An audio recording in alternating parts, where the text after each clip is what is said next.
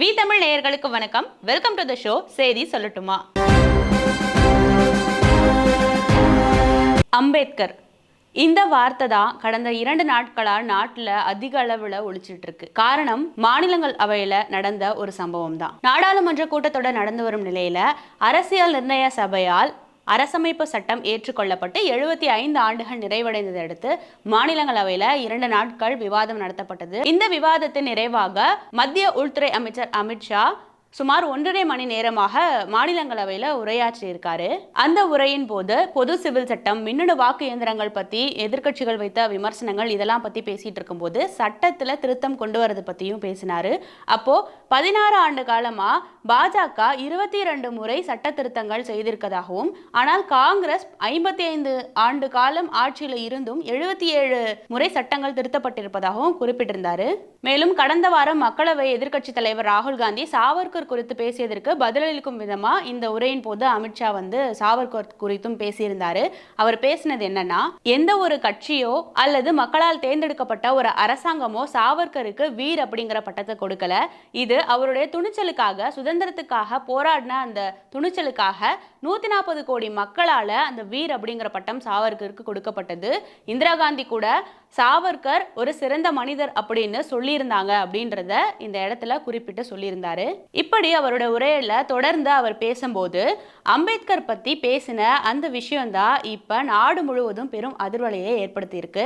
இவர் அம்பேத்கர் பத்தி என்ன சொன்னாருன்னா, எதுக்கெடுத்தாலும் அம்பேத்கர் அம்பேத்கர் அம்பேத்கர்னு சொல்லிட்டே இருக்காங்க. இப்பெல்லாம் அம்பேத்கர் பேரை சொல்றது ஒரு ஃபேஷனாவே மாறிடுச்சு. இத்தனை முறை அம்பேத்கர் பேரை சொல்றதுக்கு கடவுள் பேரை சொல்லியிருந்தா கூட சொர்க்கத்திலேயாவது இடம் கிடைச்சிருக்கும் அப்படின்னு சொல்லி ஒரு கூற்றம் முன்வைக்கிறாரு. அம்பேத்கர் பெயரை காங்கிரஸ் சொந்தம் கொண்டாடுறதெல்லாம் பாஜகவுக்கு மகிழ்ச்சி தான், அதுல எந்த மாற்று கருத்தும் இல்லை. ஆனா காங்கிரஸ் அம்பேத்கரை எப்படி பார்க்குது அப்படிங்கிறது தான் இங்க பேச வேண்டியதா இருக்கு அப்படின்னு சொல்லி சில விஷயங்களை பட்டியலிட்டு சொல்றாரு. அதாவது காங்கிரஸ் அரசின் போது ஆர்டிகல் 370 அது மேல அம்பேத்கருக்கு நம்பிக்கை இல்லை, அதிருப்தி இருந்தது. அந்த நிலைப்பாட்டில தான் அப்போது இருந்த அமைச்சரவையிலிருந்து அம்பேத்கர் ராஜினாமா செய்தார் அப்படின்னு சொல்றாரு. இப்படி மாநிலங்களவையில அமித்ஷா பேசிட்டு இருக்கிற அந்த உரையின் போது அம்பேத்கர் பேரை சொல்றதுக்கு பதிலாக கடவுள் பேரை சொன்னா சொர்க்கம் கூட கிடைக்கும் அப்படின்னு சொல்ல அந்த ஒரு விஷயத்தை வச்சுட்டு அங்க மாநிலங்களவையில எதிர்க்கட்சி தலைவர்கள், எதிர்க்கட்சி உறுப்பினர்கள், எம்பிக்கள் எல்லாரும் கடும் கண்டனங்களை தெரிவிக்கிறாங்க. உடனே எழுந்து போராட்டம் பண்றாங்க. இந்த நிலையில அம்பேத்கர் குறித்து அவதூறா பேசுற மாதிரி அமித்ஷா பேசிய இந்த வீடியோ சமூக வலைதளத்துல பரவுது. உடனே நாட்டில் இருக்கிற பல்வேறு இடங்கள்ல பல்வேறு மக்கள் இதற்கு கடும் கண்டனங்களும் விமர்சனங்களும் வைத்துட்டு வராங்க. மேலும் அனைத்து காங்கிரஸ் உறுப்பினர்களும் இருக்கைகள்ல இருந்து எழுது கடும் கண்டனங்களை முன்வைத்து இது போல அம்பேத்கர் பத்தி அமித்ஷா அவதூறாக பேசியதை இந்தியா கூட்டணி எக்காலத்திலையுமே பொறுத்து கொள்ளாது அப்படின்னு சொல்லி கோஷங்கள் எழுப்புறாங்க. இப்படி காங்கிரஸ் எம்பிக்கள் கோஷமிட்டு கடும் விமர்சனங்களை வச்சுட்டு இருக்கும் போதுதான் நாடாளுமன்ற விவகாரத்துறை அமைச்சர் கிரண் ரிஜிஜு அந்த காங்கிரஸ் எம்பிக்களுக்கு பதிலளிக்கும் வகையா என்ன சொல்றாருன்னா, பாஜக எந்த காலத்திலயும் அம்பேத்கரை அவமதிக்கிறது இல்லை, ஆனா அவருக்கு பாரத ரத்னா கொடுக்காம காங்கிரஸ் தான் அவரை அவமதிச்சது அப்படின்னு ஒரு கூற்றம் முன்வைக்கிறாரு. அப்போது காங்கிரஸ் தலைவரும் மாநிலங்களவை எதிர்க்கட்சி தலைவருமான மல்லிகார்ஜுன கார்கே அம்பேத்கர் படத்தை காட்டி பேச முயற்சிக்கிறாரு. அப்போ உணவு இடைவேளை வரை மாநிலங்களவையை ஒத்திவைப்பதாக மாநிலங்களவை தலைவர் ஜெகதீப் தன்கர் சொல்லி அந்த மாநிலங்களவையை ஒத்தி வைக்கிறாரு. இது தொடர்பாக மாநிலங்களவையை தொடர்ந்து மக்களவையிலையும் அமளி ஏற்படுது. மக்களவை அலுவல்கள் தொடங்கினதும் காங்கிரசார் அம்பேத்கரின் புகைப்படத்தை காட்டியபடியே அமளியில் ஈடுபடுறாங்க. அப்போ அம்பேத்கரை பற்றி அவதூறாக பேசியதற்காக அமித்ஷா மன்னிப்பு கேட்கணும் அப்படின்னு சொல்லி வலியுறுத்தி கோஷமிடுறாங்க. அப்போது குறுக்கிட்ட மத்திய சட்டத்துறை அமைச்சர் அர்ஜுன் ராம் மேக்வால் என்ன சொல்றாருன்னா, காங்கிரஸ் தான் எப்பவுமே அம்பேத்கரை அவமதிச்சாங்க, அதன் விளைவாதான் அவரு மக்களவை தேர்தலையும் தோல்வியுற்றாரு. இப்போ காங்கிரஸ் தேவையில்லாம அம்பேத்கர் பெயரை பயன்படுத்தி இப்போ வலுக்கட்டாயமா சொந்தம் கொண்டாடிக்க பாக்குறாங்க அப்படின்னு ஒரு கூற்றை முன்வைக்கிறாரு. அப்போ மக்களவை தலைவராக இருந்த ஓம் பிர்லா இந்த பாஜக எம்பி காங்கிரஸ் எம்பிகளுக்கு இடையிலான இந்த அமளியை நிறுத்தி வைத்து கேள்வி நேரத்தை தொடருமாறு கேட்டுக்கிறாரு. அதற்கு அந்த எம்பிக்கள் செவிமடுக்காததுனால வேற வழி இல்லாம அந்த மக்களவையை ஒத்தி வைக்கிறாரு. இப்படி இருக்க அம்பேத்கர் பற்றின இந்த அவதூறு கருத்தை அமித்ஷா சொன்னதா இதற்கு கடும் கண்டனங்களும் விமர்சனங்களும் வலுத்துட்டு இருக்கு.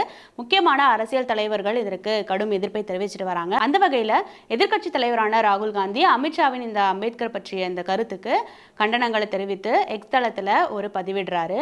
அதுல மனு தர்மம் மீது நம்பிக்கை இருக்கிறவங்களுக்கு அம்பேத்கர் பேரை சொன்னா பிரச்சனையாக தான் இருக்கும். இப்படி அம்பேத்கர் பத்தி அவதூறு கருத்து சொன்னதுக்காக நிச்சயம் அமித்ஷா பதவி விலக வேண்டும், உள்துறை அமைச்சர் பதவியிலிருந்து அவர் பதவி விலக வேண்டும் அப்படின்னு வலியுறுத்துறாரு. இவரை தொடர்ந்து அம்பேத்கரை அவமதித்து பேசியதற்காக அமித்ஷா நாட்டு மக்களிடம் மன்னிப்பு கேட்டே ஆகணும் அப்படின்னு ஆம் ஆத்மி கட்சி சார்பிலையும் கண்டனங்கள் வலுத்தது. இந்த நிலையில காங்கிரஸ் தலைவர் மல்லிகார்ஜுன கார்கே தன்னுடைய எக்ஸ் வலைதள பக்கத்துல ஒரு வலிமையான ஒரு கண்டன பதிவு ஒன்று பதிவிடுறாரு. அதுல அவர் என்ன சொல்றாரு அப்படின்னா, அமித்ஷா அம்பேத்கர் குறித்து அவதூறு பேச்சு பேசினது மூலமா பாஜகவும் RSSம் தேசிய மூவர்ண கொடிக்கு எதிரானவர்கள்னு மீண்டும் ஒரு முறை நிரூபிச்சிட்டாங்க. இவர்களோட முன்னோடிகள் எல்லாம் அசோக சக்கரத்துக்கு எதிரானவர்களா இருந்தாங்க. விடுதலை பெற்ற நாள்ல இருந்தே, இந்த நாடு விடுதலை பெற்ற நாள்ல இருந்தே அரசியல் அமைப்பு சட்டத்துக்கு பதிலாக இந்த சங் பரிவார் அமைப்புகள் எல்லாமே மனுஸ்மிருதியை தான் அமல்படுத்தணும்னு முயற்சிட்டு வந்தாங்க. அது எதுவும் அம்பேத்கரா இருந்த வரைக்கும் நடக்கல. அம்பேத்கர் இது எதுக்குமே இந்த ஆசைக்கு இணங்கலை. அதனால தான் இப்போ அம்பேத்கரோட பெயரை அவங்க வெறுப்பாக சொல்றாங்க அப்படின்னு சொல்றாரு. மேலும் மல்லிகார்ஜுன கார்கே அம்பேத்கர் குறித்து அவதூறாக பேசியதற்காக நாடாளுமன்ற சட்டத்தின் விதிகளின்படி அந்த நாடாளுமன்ற அவையை அவமதித்ததாக கருத்துக்கள் பதிவிட்டதனால அமித்ஷா மீது உரிமை மீறல் நடவடிக்கை எடுக்க வேண்டும் அப்படின்னு சொல்லி ஒரு நோட்டீஸ் அனுப்புறாரு. இது இப்படி இருக்க அம்பேத்கர் குறித்து அமித்ஷா பேசிய அந்த வீடியோ சமூக வலைதளங்கள்ல வைரலாகும் போது இதற்கான கண்டனங்களும் எதிர்ப்புகளும் வலுத்துக்கிட்டே இருந்தது. இப்போ நாட்டு மக்கள் பல்வேறு இடங்கள்ல இதற்காக போராட்டங்கள்ல ஈடுபட்டு தங்களது கண்டனங்களை தெரிவித்துட்டு வந்தாங்க. இந்த நிலையில காங்கிரசின் செய்தி தொடர்பாளர் மற்றும் சமூக ஊடக மற்றும் டிஜிட்டல் தள பிரிவு தலைவரான சுப்ரியா ஸ்ரீநடே என்ன சொல்றாங்க அப்படின்னா, மாநிலங்களவையில அம்பேத்கர் அவமதித்து அமித்ஷா பேசிய அந்த வீடியோ காங்கிரசார் மூலமா சமூக வலைதளத்துல பதிவிடப்பட்டதுன்னு சொல்றாங்க. அப்படி இருக்கும்போது அதை திரித்து பேசப்பட்டது அப்படின்னு பாஜக சொல்லுதுன்னா, எக்ஸ் நிறுவனத்துக்கு மத்திய அரசின் மூலமாக அழுத்தம் கொடுக்கப்பட்டு அந்த பதிவுகளை நீக்கணும் அப்படின்னு சொல்லி அழுத்தம் கொடுக்கப்பட்டதா எக்ஸ் நிறுவனம் சார்பிலிருந்து எங்களுக்கு மின்னஞ்சல் வந்திருந்தது. மத்திய அரசு அம்பேத்கரை அவமரியாதை பண்ணதா நினைக்கலன்னா ஏன் இப்படி எக்ஸ் நிறுவனத்துக்கு அவங்க அந்த வீடியோவை நீக்கணும்னு அழுத்தம் கொடுக்கணும்? அப்போ காங்கிரஸார் இதை திருச்சி பேசல அப்படிங்கிறது பாஜகவுக்கே நல்லா தெரியுது இல்லையா அப்படின்னு சொல்லி ஒரு கூற்றம் முன்வைக்கிறாங்க. இருப்பினும் காங்கிரசின் இந்த குற்றச்சாட்டுக்கு பாஜகவோ அல்லது எக்ஸ் நிறுவனமோ அதிகாரப்பூர்வமா எந்த ஒரு விளக்கமும் அளிக்கல. இது இப்படி இருக்க அம்பேத்கர் குறித்து அவதூறு பேசியதாக அமித்ஷாவது வீடியோ சமூக வலைதளத்தில் காங்கிரஸார் மூலமா எடிட் செய்து திரித்து சமூக வலைதளத்தில் பதிவிடப்பட்டு பரப்பப்பட்டு அப்படின்னு சொல்லி இதுக்கு விளக்கம் அளிக்கணும்னு எக்ஸ் நிறுவனம் காங்கிரஸாருக்கு நோட்டீஸ் அனுப்பினதாகவும் தகவல்கள் இருக்கு. இது இப்படி இருக்கும்போது பல அரசியல் தலைவர்கள் தங்களது கண்டனங்களை இந்த அமித்ஷாவின் பேச்சுக்கு வைத்துட்டு வராங்க. அந்த வகையில தமிழக முதலமைச்சர் மு.க. ஸ்டாலின் என்ன சொல்லியிருக்காரு அப்படின்னா, பாவங்கள் செய்தவங்க தான் புண்ணியத்தை பற்றி கவலைப்படணும். அரசியல் அமைப்பு சட்டங்கள், மக்களது பாதுகாப்பு, மக்களுக்கான உரிமைகள் இதை பத்திலாம் யோசிக்கிறவங்க அம்பேத்கர் பேரை சொல்லிதான் ஆவாங்க, சொல்லியே ஆகணும் அப்படின்னு அவர் சொல்லியிருக்காரு. மேலும் விசிக தலைவர் திருமாவளவன் என்ன சொல்லியிருக்காரு அப்படின்னா, புரட்சியாளர் அம்பேத்கரை பத்தி நாடே பேசும்போது சாவர்கரின் வாரிசுகளுக்கு எப்படி அது பொறுத்து கொள்ள முடியும்? அதனாலதான் அவங்க இவ்வளவு பொங்கி எழுறாங்க அப்படின்னு சொல்லியிருந்தாரு. மேலும் சாவர்கரின் வாரிசுகளுக்கு அம்பேத்கரை நாடே கொண்டாடுறது எந்த அளவுக்கு வைத்தறிச்சலை உண்டாக்கி இருக்குன்னு அமித்ஷா பேசினது மூலமாவே அம்பலமாகி இருக்கு. அமித்ஷா அவரது முகத்திரையை அவரே அது மூலமா கிழிச்சுக்கிட்டாரு அப்படின்னு சொல்றாரு. இதுதான் சங் பரிவார்களின் உண்மையான முகம். அரசமைப்பு சட்டமும் புரட்சியாளர் அம்பேத்கரும் தான் அவங்களோட உண்மையான எதிரிகள். இப்போ அம்பேத்கரை பத்தி பெருமையா அவங்க பேசுற மாதிரி சொல்றதெல்லாம் மக்களை ஏமாத்துற வேலை அப்படின்னு சொல்லி விசிக தலைவர் திருமாவளவன் கருத்தை பதிவிட்டிருந்தாரு. மேலும் அதிமுக சார்பில் முன்னாள் அமைச்சர் ஜெயக்குமார் இதற்கு கடும் கண்டனங்களை தெரிவிச்சிருந்தாரு. அம்பேத்கர் குறித்து இப்படி அவதூறாக அமித்ஷா பேசியதனால் பாஜகவை மக்கள் நிராகரிப்பார்கள், இவர்கள் மிகவும் மோசமான ஒரு பின்விளைவை சந்திப்பார்கள் அப்படின்னு சொல்லி பேசியிருந்தாரு. மேலும் அதிமுக பொதுச் செயலாளர் எடப்பாடி பழனிசாமியிடம் இது குறித்து கேட்டபோது முன்னாள் அமைச்சர் ஜெயக்குமார் சொன்னதுதான் என்னோட நிலைப்பாடோ அப்படின்னு சொல்லி தன்னுடைய கண்டனங்களை தெரிவித்திருந்தாரு. இப்படி தொடர்ந்து இந்த அம்பேத்கர் பற்றிய அமித்ஷாவின் கருத்துக்களை வைத்து பல கண்டனங்கள், பல எதிர்ப்புகள் வலுத்துக்கிட்டு இருக்க நிலையில பாஜகவினர் இதை பத்தி என்ன சொல்றாங்கன்னா, அமித்ஷா பேசின அந்த முழு வீடியோவுமே வெளியில வரல, பாதியான வீடியோவை எடிட் பண்ணி அதை திரித்து சமூக வலைதளங்கள்ல பதிவிட்டு ஒரு வெறுப்பை காங்கிரசாரும் எதிர்கட்சிகளும் பரப்பிட்டு வராங்க அப்படின்னு குற்றம் சாட்டுறாங்க. அந்த வகையில தமிழக பாஜக தலைவர் அண்ணாமலை பேசும்போது என்ன சொல்றாருன்னா, காங்கிரஸாரும் அதன் கூட்டணி கட்சிகளும் அம்பேத்கர் வாழ்ந்த காலங்கள்ல அவரை எந்த அளவுக்கு அவமரியாதை செய்தாங்கன்னோ, அவர் இல்லாதப்போ இப்போ அவர் பேரை உபயோகப்படுத்திக்கிட்டு அதை அரசியலாக்குறாங்க அப்படின்னும், இதை அம்பலப்படுத்துறதுக்கு தான் பிரதமரும் உள்துறை அமைச்சரும் மாநிலங்களவையில பேசினாங்க. இதுல தங்களுடைய கூட்டு உடைந்து விடக்கூடாது என்பதற்காகவே இந்த விஷயங்களை திசை திருப்புவதற்காகவே இப்படி பொய்யான தகவல்களை பரப்பிட்டு வராங்க அப்படின்னு குற்றம் சாட்டியிருக்காரு. மேலும் இதை தொடர்ந்து பாஜக எம்எல்ஏ வானதி ஸ்ரீனிவாசன் ஒரு அறிக்கை ஒன்று வெளியிட்டிருக்காங்க. அதுல அவங்க குறிப்பிட்டிருக்கிறது என்னன்னா, மத்திய உள்துறை அமைச்சர் அமித்ஷா அம்பேத்கர் பற்றி மாநிலங்களவையில பேசும்போது அம்பேத்கரோட பெயரை வெறும் பெயரளவுல மட்டும் உபயோகப்படுத்திக்கிட்டு அரசியல் ஆதாயத்துக்காக இந்த இந்தியா கூட்டணியினர் உபயோகிச்சுட்டு இருக்காங்க.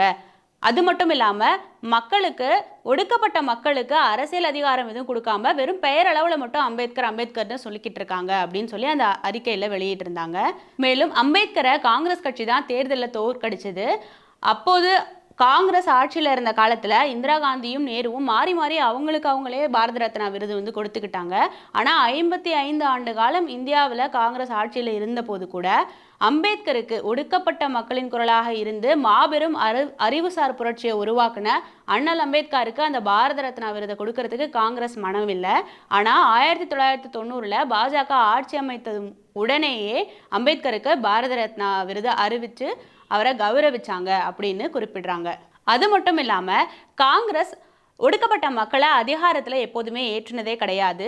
ஆனால் பெயரளவில் மட்டும் அம்பேத்கரது பெயரை உபயோகிச்சுட்டு இருக்காங்க அப்படின்னு குற்றம் சாட்டியிருக்காங்க. மேலும் பாஜகவுக்கு 3 முறை குடியரசுத் தலைவரை தேர்ந்தெடுக்கிறதுக்கான வாய்ப்புகள் கிடைக்கும் போதெல்லாம் 3 முறை அவங்க ஒடுக்கப்பட்ட மக்கள்ல இருந்து ஒருவரை தேர்ந்தெடுத்திருக்காங்க அப்படின்னு குறிப்பிடுறாங்க. முதல் முறையா சிறுபான்மை மதத்தைச் சேர்ந்த அப்துல் கலாம், 2வது முறையா பட்டியலினத்தைச் சேர்ந்த ராம்நாத் கோவிந்த், மேலும் 3வது முறையா பழங்குடி இனத்தைச் சேர்ந்த ஒரு பெண்ணை குடியரசுத் தலைவராக பாஜக தேர்ந்தெடுத்திருக்கு. இதுதான் அம்பேத்கரை கௌரவிக்கும் ஒரு விதம் அப்படின்னு அவங்க குறிப்பிடுறாங்க. மேலும் ஒடிசாவில் முதல் முறையா பாஜக ஆள்றதுக்கான வாய்ப்பு கிடைக்கும் போது அங்க ஒரு பழங்குடியினரை முன்னிறுத்தி முதல்வராக அறிவிக்கிறாங்க. மேலும் மத்திய பிரதேசம், சத்தீஸ்கர் போன்ற மாநிலங்கள்லயும் துணை முதல்வர்களா பட்டியலினத்தை சேர்ந்தவர்களை பாஜக தேர்ந்தெடுத்திருக்கு. டாக்டர் அம்பேத்கருக்கு பிறகு பட்டியலினத்தை சேர்ந்த ஒருத்தரை இப்போது சட்டத்துறை அமைச்சராக மாத்திருக்கு. அது பாஜக அரசால தான் முடியும் அப்படின்னு சொல்லி குறிப்பிட்டிருக்காங்க.